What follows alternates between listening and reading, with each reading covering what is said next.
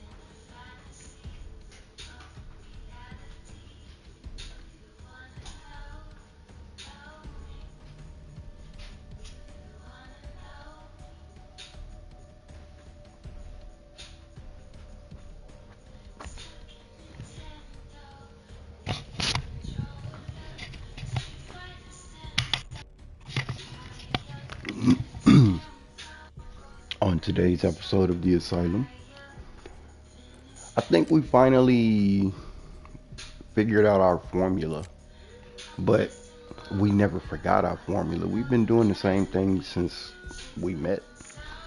Focus on what needs to be focused on, and everything else is irrelevant. The one thing that we focus on together is the children, making sure that they're okay, they're not being corrupted in any way. They'll have time for that. They're gonna have their peers, they're gonna have their group of friends that they're going to kick it with or whatever. But in the formative years, you want to make sure that they know what template they should follow.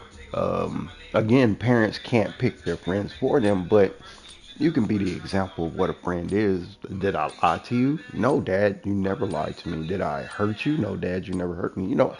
Ask them those questions and let them answer them truthfully.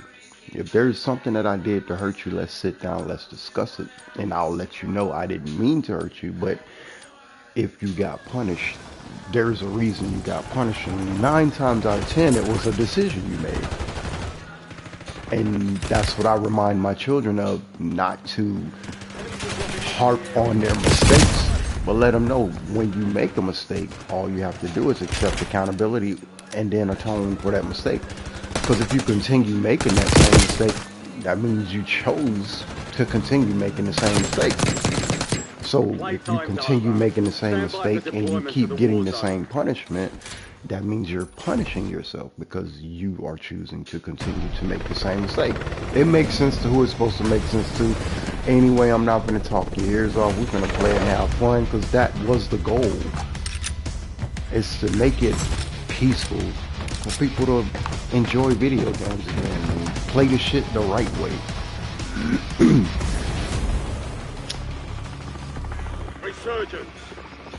So again, that's our mission. We're protecting children on and offline because there are a lot of hurt adults. Their things happen to them and they feel like it should happen to the children now so that they can learn a lesson and be better. And it's like these children are already better because now the parents know what to look for and what to protect them from. And if those parents are not protecting those children from the same thing happening to them, then they can't possibly say that I love my child.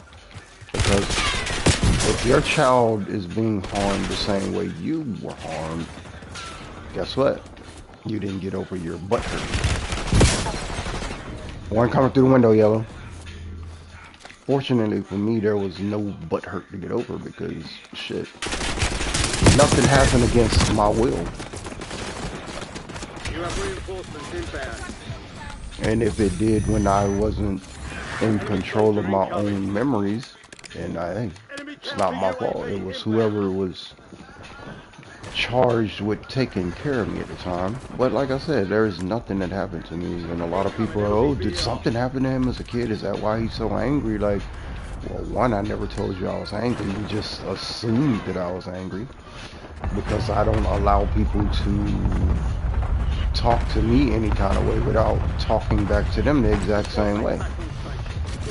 And so people think that I'm weird because when somebody says something derogatory, I'm supposed to just sit there and take it like, oh, I'm supposed to sit here and let these children bully me. Oh, but I thought we were trying to get away from online and cyberbullying. Which one is it? Because if we're trying to get away from cyberbullying to protect children, why is it okay for your sons to get on the stage, as I call it?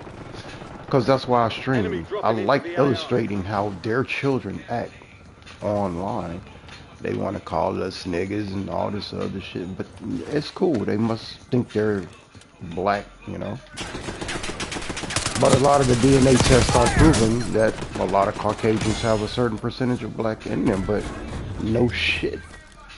Everything originated in this off the same continent.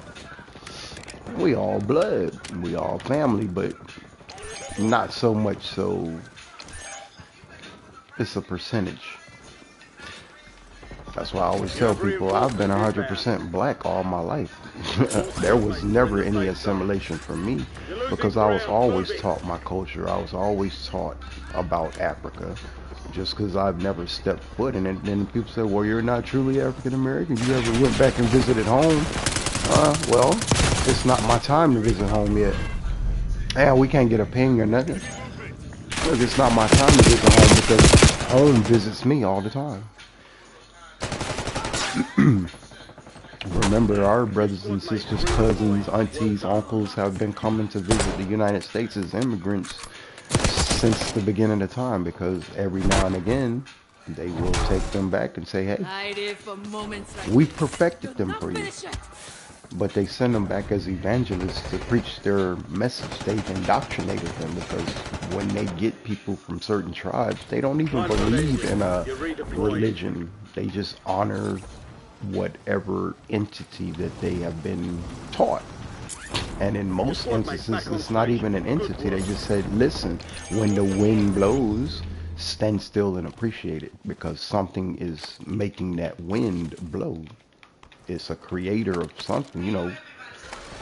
And so when I call my creator the creator, they're like, well, no, his name is God. And I'm like, well, you can call him whatever the fuck you want to call him, but I just choose to call him the creator.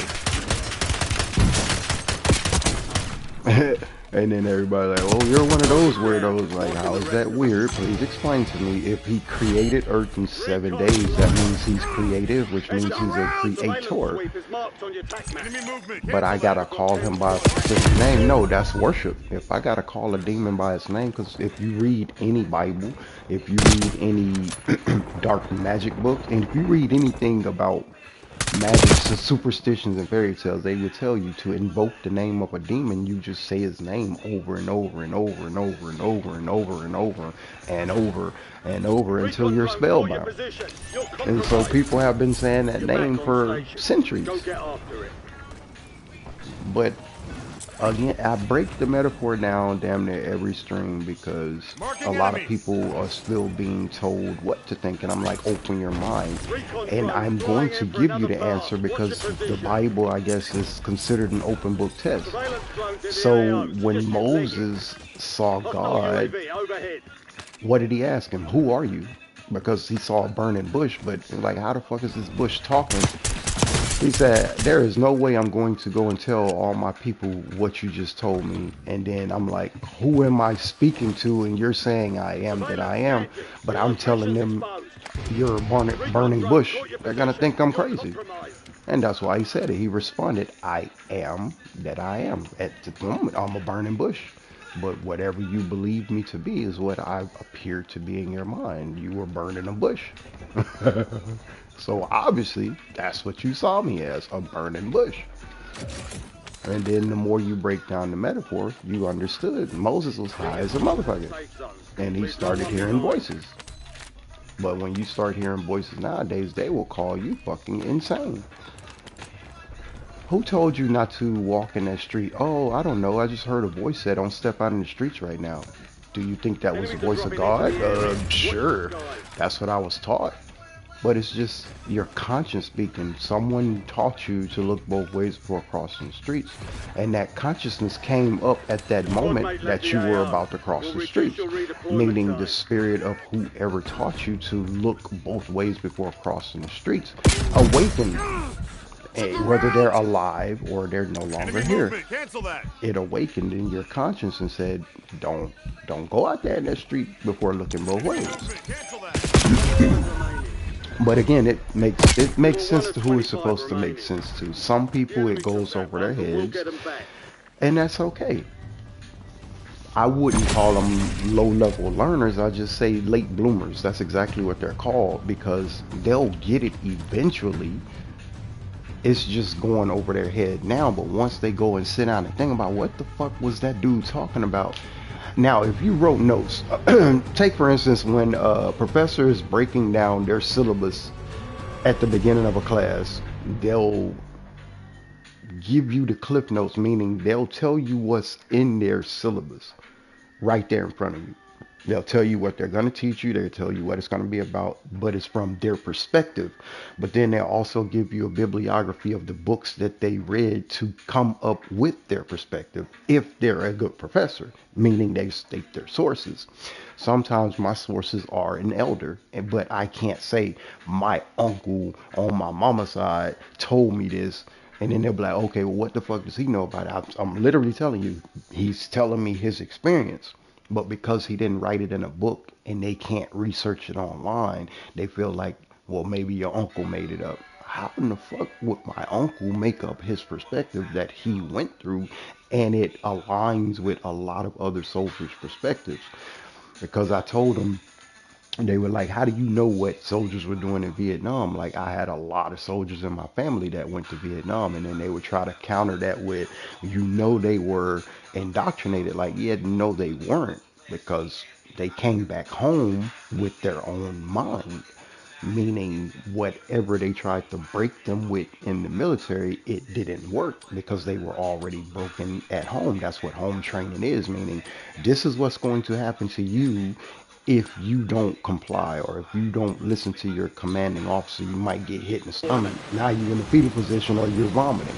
Because that's what they used to do in the military. If you disrespected a commanding officer, they hit you right in your fucking stomach until you vomit.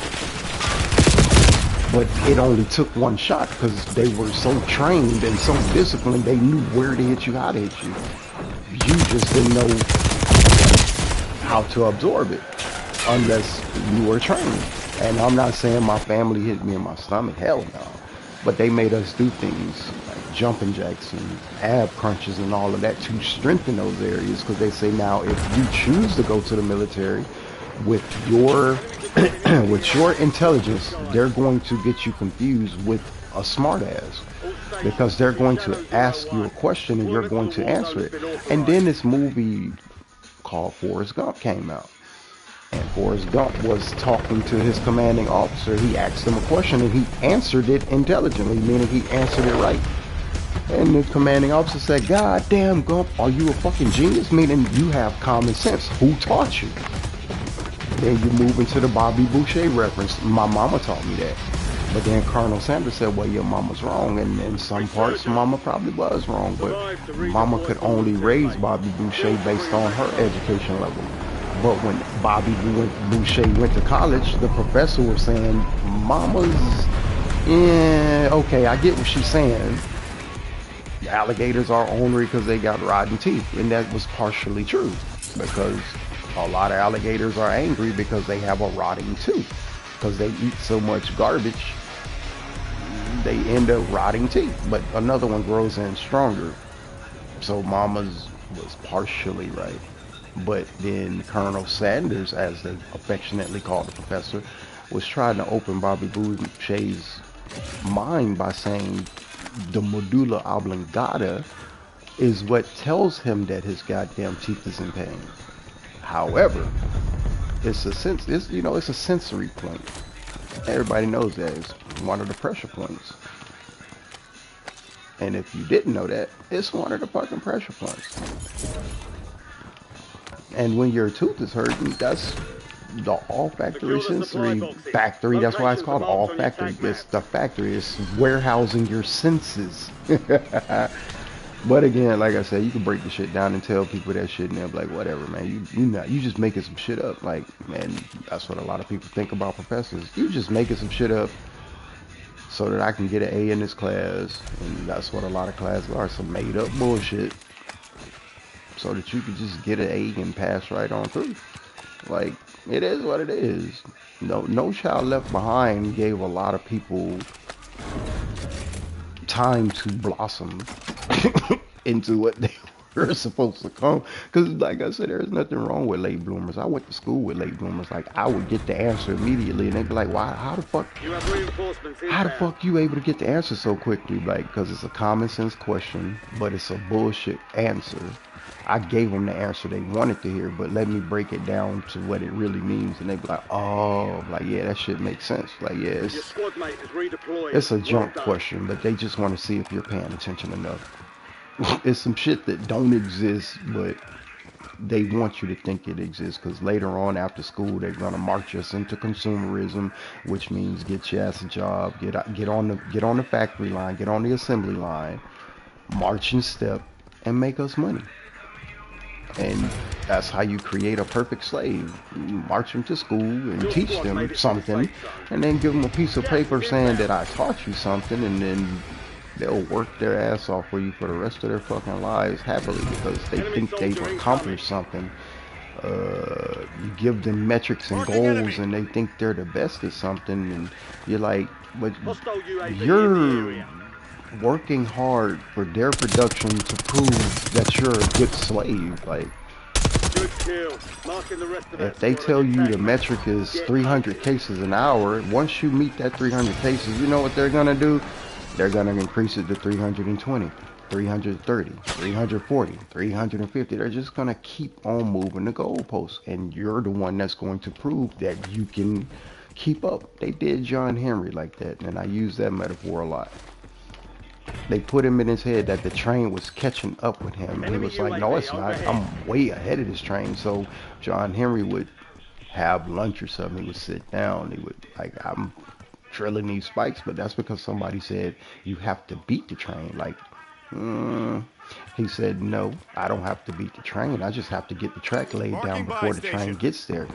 But I want to get enough distance to where I can take a break. And that's what he did.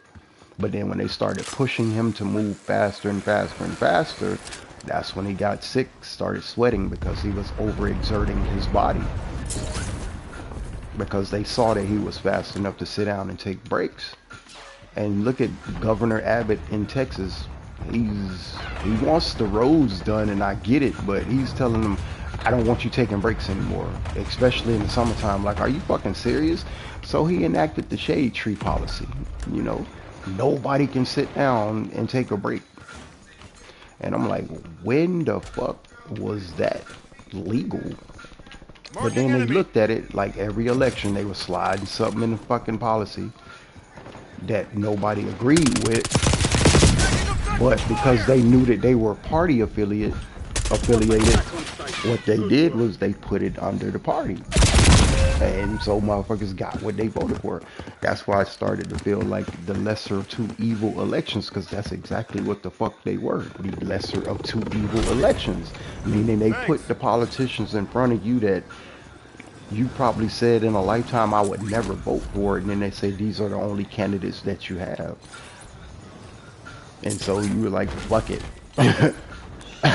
You just fucking voted for who your granddaddy voted for. But if they've been in office since your granddaddy was in office or your granddaddy's been alive, then look at their policies. Did their policies move the country forward, or did they keep them at a standstill? Because a lot of times they want you to stay at a standstill so that they can teach you a lesson. That's why they stand you in a line to teach you a lesson. But you're gonna be in that assembly line all your fucking life until you emancipate yourself and say, I am who I am, accept it or leave it alone. Because remember, they created you for a reason. But you can take control of why you were created. That's your purpose. They created a monster. Now they want to use that monster, but it's your choice on how they utilize you. I choose not to have my mind scrambled by their signals. And I've done that all my life. When I found out that school was an indoctrination camp, I started saying, fuck school. I did enough to get educated enough for them to move me along, because that's the goal. Move them right down the assembly line. Get them out as fast as possible. Get them indoctrinated that this is what they're going to be doing the rest of their life. They are going to be in a line performing to prove their worth to somebody. Why not let them prove their worth to themselves? And that's when they become overachievers. That's what I became. I didn't give a fuck about their metrics. I was competing with myself. So when I would bring honor roll home to my daddy would ask me, who's more proud? Do you think I'm proud or you? And I'd be like, I know you're proud, but I'm proud of myself because I sat down and I did the work. And he said, I told you. And I was like, I know you did, but I had to prove it to myself. I get the lesson that you were trying to teach, but I had to prove it to myself because, remember, I said, if I get this honor roll, you got to stop doing something or you got to start doing something. Buy station prices have been reduced. But the fact that it was already being done is what I wanted him to realize. You're already teaching me. You just don't think that I'm picking up on the lesson. So watch this. I'm going to go to the school. I'm going to get this honor roll that you want me to get. Enemy precision airstrike. Find cover. But in the meantime, you know, keep doing what you're doing. You're setting a great example. Keep working. Small caliber rounds here. Because we were taught independence way before we were dropped off to our father. Up top. Yeah, we were taught independence before we were dropped off to our father. So our mother did a good job as a single mother. And then our father stepped in and finished the job. Just like fucking Trey on Boys in the Hood. Like, I be telling people all the time. Thanks. Like, I understood the metaphor when my father went and took me, and everybody was like, they're too young to watch movies like that with all that gang banging and all that. And like, we can understand why. My daddy took us to see Colors when it first came out. Took us to see all kind of movies that they said would, I don't know what they said, would warp our minds. It would. That was close. It would make us more mature too fast, and it would fuck our minds up. Like, what? Well, how can information fuck your mind up? It gives you that information for a reason. Yeah, we watched Colors, we watched all that shit, because he was like, I'm telling you, this is how you'll end up. But instead of me talking, it's people talking for me. And my daddy didn't say another word. He just took us to the movies. Everything I'm telling you is true. Just watch the movies. And that's exactly what we started doing. The movies started getting a little more gruesome, a little more horrific, a little more horrible. Resurgence is closed. No more second chance. Because you can see what lack of discipline did in a household. You kids went outside and you challenged authority, and then that authority challenged you back, and you're like, wait a minute, I don't get this at home. But if you got discipline at home, you knew not to disrespect your elders. No one had to give you a harsh lesson. You just knew because that's what your family taught you. But that's why discipline is necessary. It's a routine, like, this is what is expected of you, but if you choose not to honor this, this is what's going to happen. It's called a consequence. Like, I'm not going to force you to, you know, The safe zone. do what I tell you. I'm asking you because I'm trying to protect you. And then once the kids start understanding that, they're like, oh, okay, that is protection. Because I have a friend that doesn't listen to his parents and he gets in trouble at school. Like, exactly. Like, you get what I'm saying? Like, it makes sense to who the fuck it's supposed to make sense to. And so when I tell people, you think discipline is hurting, look at my children. And if you see them being hurt, save them. And they were like, well, we don't see them being hurt. And I said, exactly. There's nothing to save them from because they're being taught that I don't want them to end up like a George Floyd. And I'm not saying he lacked discipline, but he lacked 10 something remaining. Keep that pushing. that officer saw Contract's and worth more put than his usual, fucking knee so on his get it neck. done, soldier. And with most people that want to prove they're powerful, they have certain stances that they stand in after they've killed something in a hunt, like a wild animal or Move like you mean it. a King Kong of Hostile some sort. UAV in the area. Hey, you can't see, bro? You're not looking at your screen? And so, yeah, George Floyd was their King Kong at the time. They sent the message like, hey, keep up with that monkey shit, and this is what we can do, and we have a right because we're protected by a certain complexion, and they're right. Enemy soldier And I started posting examples of black cops doing the same thing that white cops was doing, but the black cops were getting maximum sentences because boys will be boys. It doesn't translate for certain complexions. Only one complexion can be a true overseer, meaning I defeated a nigger Less than 10 was and there's nothing you could do about it. And people just stood there and watched and filmed it instead of exercising their right. Get off my brother. Get off my sister. I mean, cops started showing up to people's houses and eliminating them at their houses because they were so powerful. And that's your government using the cops against you. But you didn't know that. Yet you did. And you liked it when it was happening to us. But then you started calling yourselves niggas and acting like niggas. And they started doing it to yours. That's why Andre 3000 said them folks started selling dope to black folks and then got choked when the food they serving wasn't tasting right.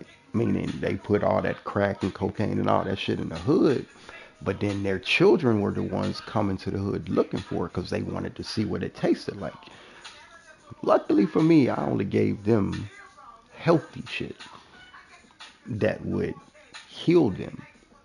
I never gave them poison because they were my friends. And when my friends came asking me a question, I answered it. Like, why do you want this? Oh, I'm finna study. I got a big exam coming up. Bet. I know what to give you that'll take away all your anxiety and everything. It's medication. And they'd be like, what is that? And then I would give them the medicine. But I didn't per se use it. Like, I knew it was a medication that helped out. Like, you have anxiety, right? That's what you just told me. Yeah, I have bad anxiety. I think I'm gonna fail this test. But how did you know? Like, man, you started breaking out in your face and shit, welts and bumps and shit. I know that college shit is real tough, right? Like, hell yeah, bro. This is the most learning I've ever had to do it. But now I'm doing it on my own. That there's nobody to help me. I said, yeah, there are tutors. But once I give you this medicine, it's called Focalin, or it's called Ritalin, or it's called this, or it's called that. This is going to help you focus. And then I would ask them the next time I saw them on the next shift, did that medication work? And they'd be like, hell yeah. Like, how did you know? Like, I have family members with the same mental illness. Like, I see it. I see something from my family members in you. And then I would tell my family members the same thing. Hey, this is what your diagnosis is. Like, how the hell you know? Like, because I got the same shit. I'm your older cousin for a reason. I got ADHD. I just know how to harness that shit. Like, I know how to keep it at bay, but sometimes I let my nervous tics out. I let my habits come out because they're fun for me, and they help me with my kids because they see it as fun, but they don't do it to anybody else. So one of my nervous tics is I'll dribble a basketball and I'll shoot it because that's when I'm most confident, is when I'm on the basketball court. But I'm confident when I'm playing any sport because that's the bravado that they tried to build in us. You better be the best at your position. Whoever you lined up against better not beat you. And I'm like, okay, cool. So when I went to practice, nobody beat me in practice. Like if I wasn't the best, I was one of the best. But when I saw that my teammates weren't as focused, I'm like, I walked away from practice and never showed up again. Like, fuck this shit. I'm not gonna waste my fucking talent and these motherfuckers not listening. And so that's what my coaches would be laughing about, like, oh wow, oh so you one of them? Like, hey, yeah. Like, I ain't playing, I'm playing for fun, but I ain't playing for fun. Like, I'm trying to bring home a trophy so I can prove to people that, you know, this is nothing to me. I'm getting a trophy for you. So yeah, I used to collect trophies for my parents because I knew they wanted to see my latent abilities. Like, I didn't give a fuck about no rewards. So when I be like participation trophies, a lot of people are like, damn, that's harsh. Like, yeah, man, like motherfuckers want a trophy for just showing up. Like, yeah, you showed up to the field, but did you contribute that day? Did you make sure your teammates were focused so that the coaches didn't have to yell at y'all? Like, get up, get up, get up, get up, get up, get up, get up, get up. Oh, come on, come on, come on. Like, did you make sure the squad was focused so the coaches didn't have to yell the instructions and shit? You know what I'm saying? That's how you contributed to the team. And they be like, oh, you one of them coaches pets. Like, what the fuck is a coach's pet, bro? Like you just gotta listen. Like, shut the fuck up and listen. They trying to make you into a goddamn champion, and you want to argue with them. Like, I get it. Your daddy might have taught you something different, but maybe your daddy not on their level. Just listen and see what they have to say first, and then you learn something new and be like, oh yeah, my bad, coach, I ain't mean to argue with you. Now you gotta apologize. Like, for what? All you gotta do is shut the fuck up and listen. Your squad mate is redeploying. That's being coachable. But a lot of people like to just interject. Like, I get it. Just say, I get it, coach. But you and your coach have to have a language where you know, like, okay, with Michael and Phil, they had a language because that's why a lot of people don't understand. Mike got cut from his team because he was trying to be the coach on the court, and they were like, man, you not coach, bro. And he like, coach is telling you right, like, be in position. So remember, Last Dance, and I talk about it a lot because it's true. His fucking teammate said we didn't start winning championships until we got into the fucking lab with the assassin. Like, he's our team assassin. Like, this motherfucker is why we win games. So he wants us to come to practice with him tomorrow. Of course, I'm not going to decline when my leader asks me to come to practice. I want to see what drives him. And they got to practice with Mike and said, this motherfucker is insane. His workouts are fucking insane. No wonder why he still has a lot of energy at the end of the night. And then they started getting in the fucking gym with Mike, and he turned them into fucking champions. They said it themselves. Steve Kerr, all of them. Like, I did not become a champion until I started working out with Michael Jordan, and I saw what drove him. This motherfucker is just insane. Like, he motivates himself. He finds anything. He reads a newspaper clipping about his game. He only scored 10 points tonight. That's all he's ever going to do. 10 points, that's it. So the next night, he scored 20. Next night, he scored 30. Like, oh, you think that's all I'm capable of? Here, let me show you. I'm capable of so much more, but you're asking me to do one thing. And that's when the arguments began. Like, Michael can't do this. Michael can't do that. And Phil Jackson will put him in positions like, hey, this is what I want you to do this for. I don't want you to do nothing else but rebound. I don't want you to score. I just want you to rebound. I want you to get the rebounds from Rodman. And Michael Jordan would get in the paint and he would battle against Dennis Rodman to get the rebound. And once Dennis saw that, like, oh, this nigga Joe. He can do everything he asked me to do on the court. And that was the beauty of Michael Jordan. He didn't ask his teammates to do shit that he couldn't do. Like, if he could get the rebound against Dennis Rodman, then you should be able to box out, because that's what coaches are saying. If you box out, box a motherfucker like Dennis out, he can't get the rebound. But prove it. So Michael Jordan got in practice and boxed Dennis Rodman out to get the rebounds. And so Pippen started learning how to box bigger players out. So Pippen would guard the centers. He would guard the power forwards. All of that. But he came out of college doing all of that. But he said Michael Jordan built that confidence in him. So all of the backlash that Jordan get for not being a good teammate in The Last Dance, all of that was deaded. But people hate Michael Jordan so much that they didn't hear that part. They didn't hear the part where the teammate said, if it wasn't for that motherfucker taking us to the gym with him, we wouldn't have won championships. And then they wanted to prove that experiment after the first three-peat by getting new pieces and saying, okay, y'all get in the gym with him every day. And I'll be damned if Judd Bushler and all them, Bill Winnington, all them motherfuckers were winning championships, and they were mediocre on other teams. They were mediocre on other teams. But Jordan made them better. Why? Because he took them to the gym. Hey, fuck out of here. Work on your game. You want to get better at your game? Work on that motherfucker every day. Like, but you don't work. All we do is see you playing golf. Like, nah, that's what the media shows you. But behind the scenes, my friends know I'm working. But they said, no, you're just the NBA's darling. David Stern is just trying to turn you into a star. Get the fuck out of here. I was a star when I came to the NBA. Like, I'm making his league the star. Like, I'm the star.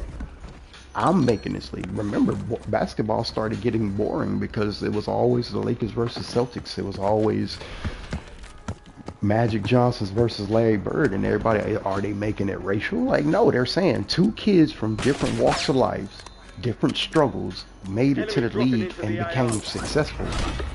And when they played each other, they gave you a show, because that's what they agreed to in college. You know what? You got the same fucking game I got, but you from Indiana. I don't give a fuck where you from. Oh, I'm from Michigan. I don't care.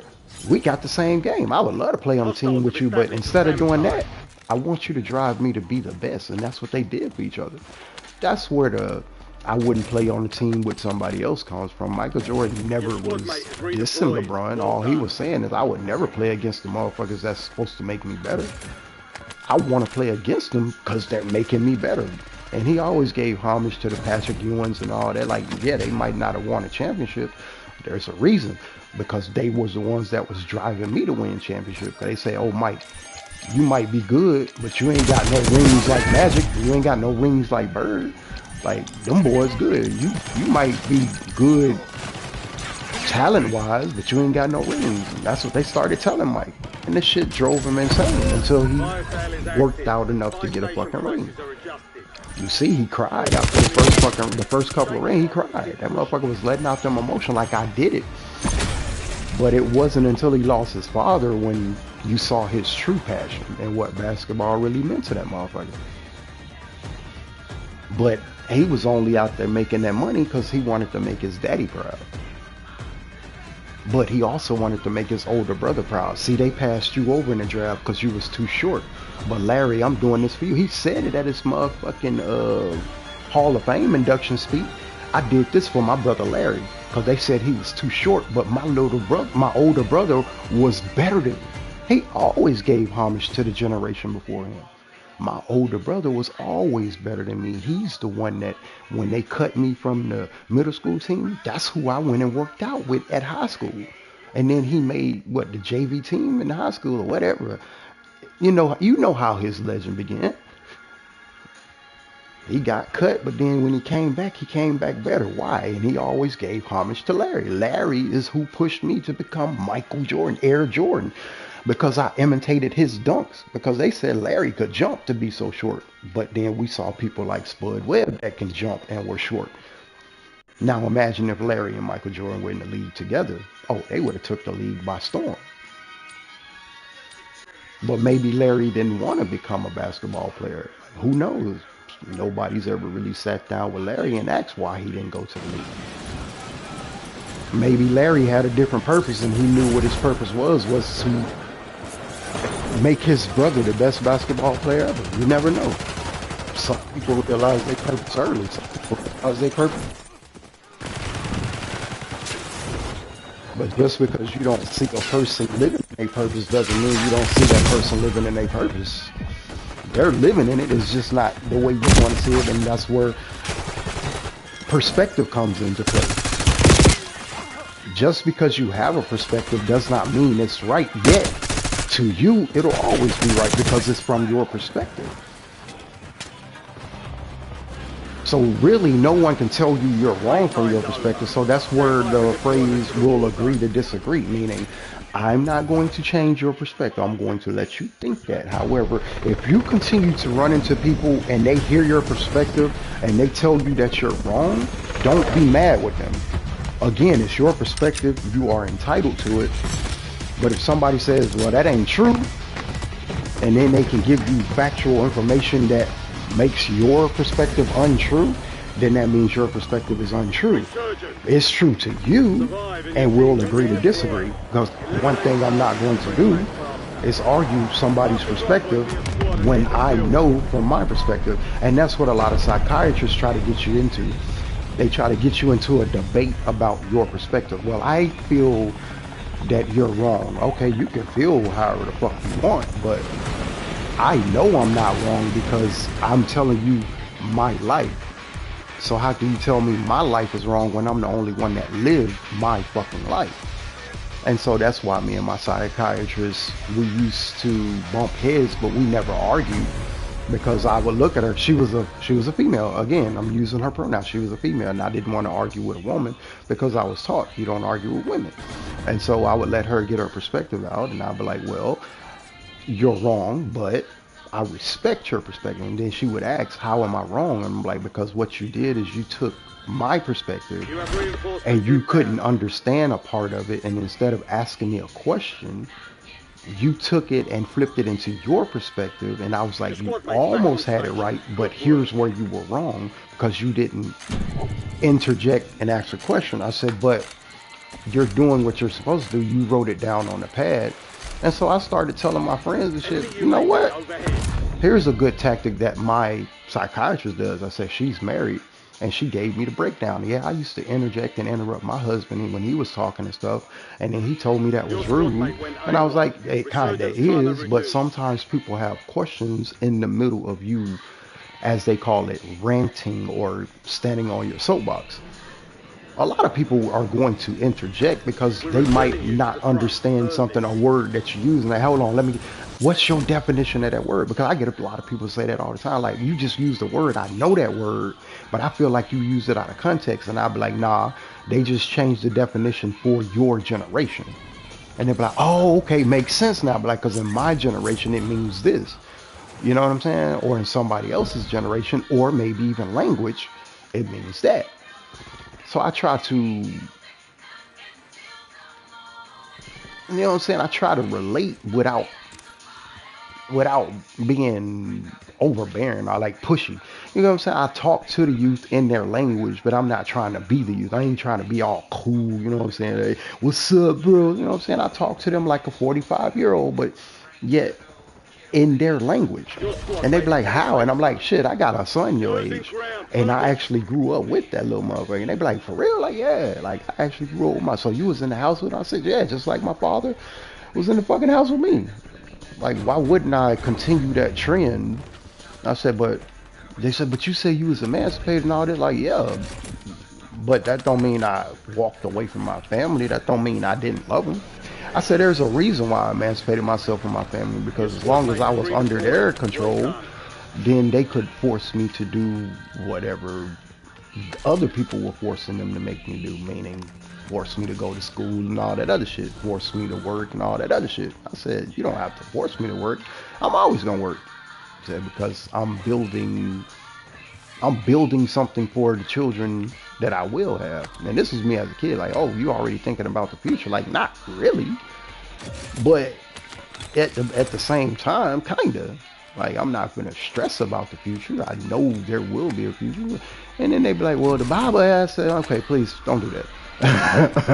Look, that would be the first thing I would tell them. Like, please don't do that. Just talk to me like a regular human being. Like, we don't always have to incorporate the Bible. Like, I get it. You know, I get it. I'm not going to disrespect you. I'm going to let you speak from your perspective. But can we have like a candid conversation, like a really, really open conversation where you just completely honest with me about everything without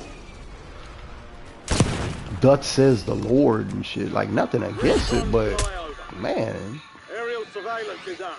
Use your tac map to evade. there were moments in life where, remember, this entity says I'm not always there when you call, but I'm always on time. And I would ask questions like, how is somebody on time if when I called you I needed you and you weren't there? And I'm like, I just need you to answer that question, not being you know what I'm saying, not trying to be sacrilegious, because that's what they call it. When you start questioning God, they call it sacrilegious. And I'm like, that's counterintuitive, because this being is all knowing. So why would you not ask the being that knows everything a question? Like, isn't that how you get answers? You ask questions. And they were like, no, you don't. You're not supposed to question that person. I'm like, why the fuck not? They created me and they know everything about me. So why wouldn't I ask the person that created me why I'm like I'm like? But then again, they can't answer it because they made me unique for a reason. Because yeah, I was made in their image, but that's the free will. They put a glitch in you and say, are you going to accept yourself? Because if you don't accept yourself, I'm not going to accept you. And so that's the metaphor of them saying, I do not know you. Like, I don't know you. Like, I sent you down here unique, and then you changed your uniqueness to please humans. But I made you perfectly. Meaning, look, you were wonderfully made, but you let others make you change into something that I didn't tell you to change into. And yeah, I like giving the answers for a reason. Because that's exactly what your creator's going to say. I created you unique, but you came to me flawed.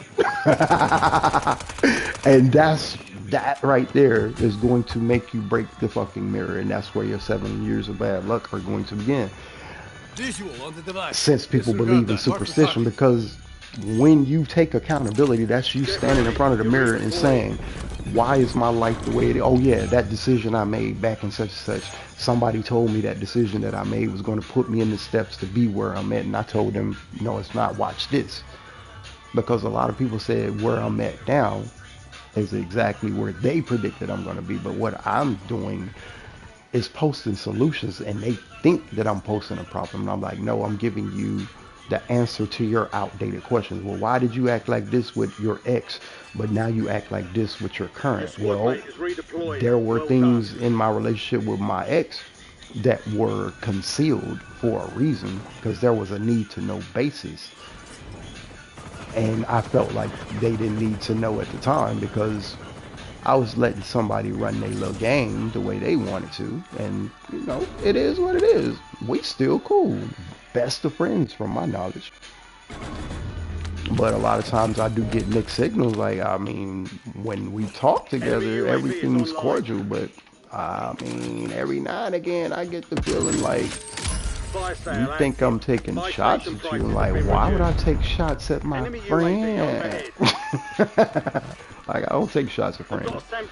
But they know, they call me Mr. I Told You So for a reason. And I don't rub it in their face, but I let them know, this where we're at now, I told you we would be here, because that's where the logical steps were going to lead. But I'm not going to rub it in, but yet I'm going to rub it in.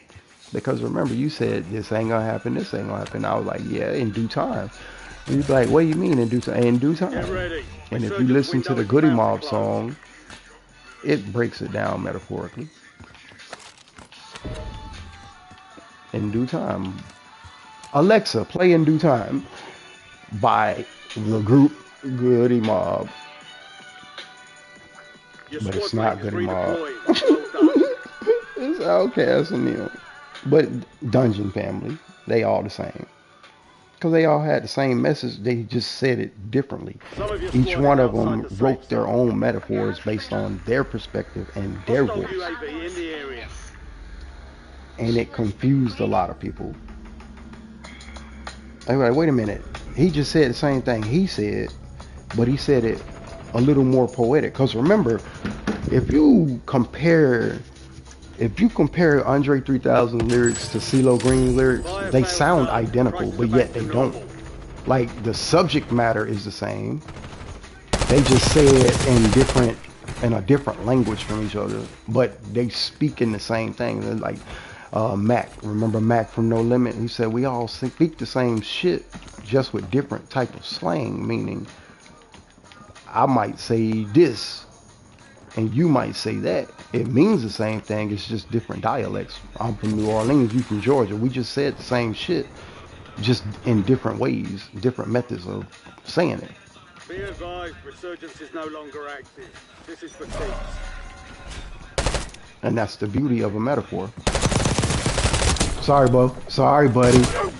That's the beauty of a metaphor is everybody's going to interpret it differently.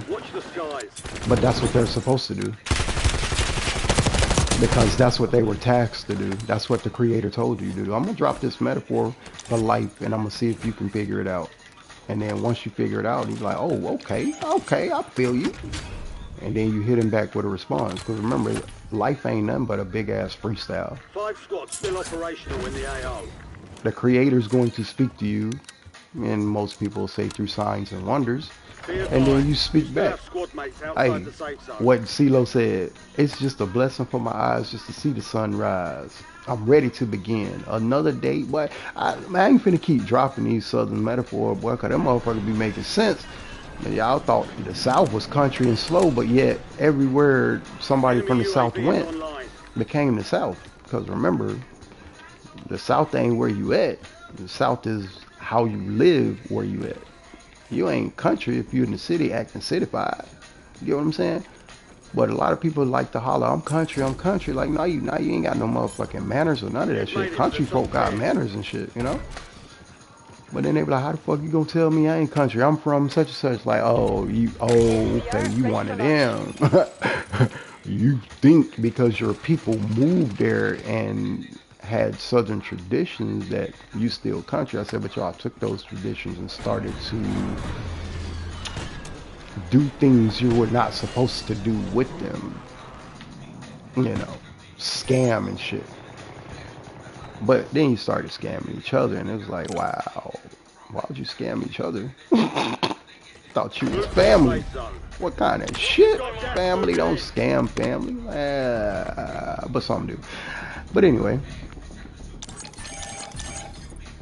all of them right there. Hey, why you going over there though? Hey, jump, two jump. Last one lagging.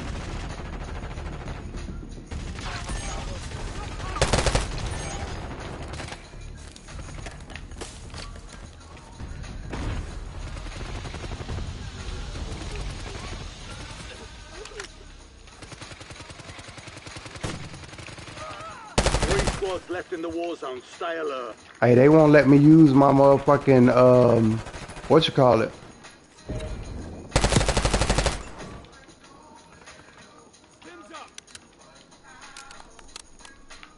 They won't let me use my fucking mortar strike. You've got a lot of ground to cover. Enemy soldier incoming.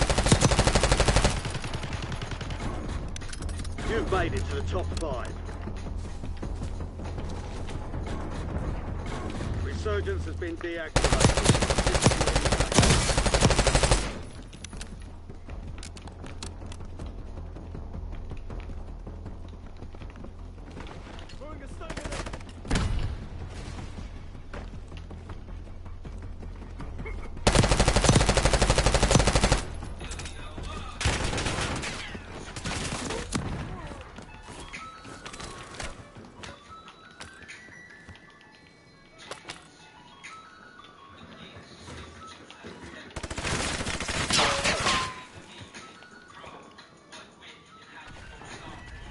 Oh fuck.